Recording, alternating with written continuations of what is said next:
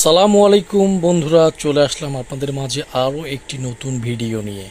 আজ জানব যশোর কালেক্টরেট ভবনের ইতিহাস। যশোর কালেক্টরেট ভবন 1786 সালে স্থাপিত হয়। ভবনটি যশোর শহরে ভৈরব নদীর তীরে অবস্থিত। শুরু থেকেই ভবনটি জেলা প্রশাসকের কার্যালয় হিসেবে ব্যবহৃত হয়ে আসছে। বর্তমানে এটি যশোর জেলার বিনোদন কেন্দ্র হয়ে উঠেছে। ব্রিটিশ ভারতের প্রথম জেলা যশোর, একে একটি জেলা হিসেবে ঘোষণা করা হয় 1781 সালে।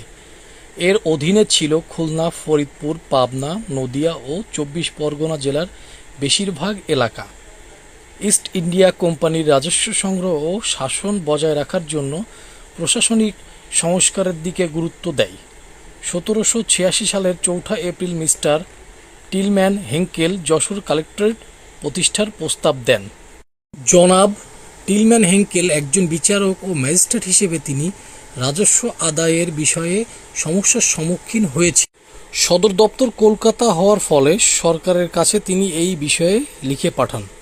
তৎকালীন সময়ে যশোর থেকে কলকাতা যাতায়াত ব্যবস্থা দুরূহ ছিল। রাজশাহী কালেক্টরেট এস্টেটগুলো বাদে সকল এস্টেটের রাজস্ব কলকাতায় জমা প্রদান করতে হতো।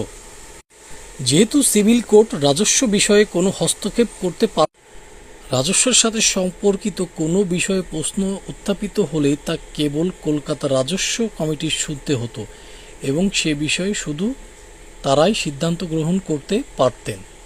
তাই এ বিষয়ে অনেক জটিলতার সৃষ্টি হতো এবং জনমনে সন্দেহের দানা বাঁধত। জনগণের মঙ্গল ও সুবিধার জন্য কালেক্টরের সম্মান বৃদ্ধি করার এই প্রস্তাব তিনি করেছিলেন। তৎকালীন সরকার কর্তারা বিষয়টি জানামাত্র আগ্রহ প্রকাশ করেন এবং 1786 সালে যশোরে কালেক্টরেট প্রতিষ্ঠা করেন। তো বন্ধুরা, আজ এ পর্যন্তই। আবারও নতুন কোনো ভিডিও নিয়ে আপনাদের সাথে শেয়ার করতে চলে আসব। সকলেই ভালো থাকবেন।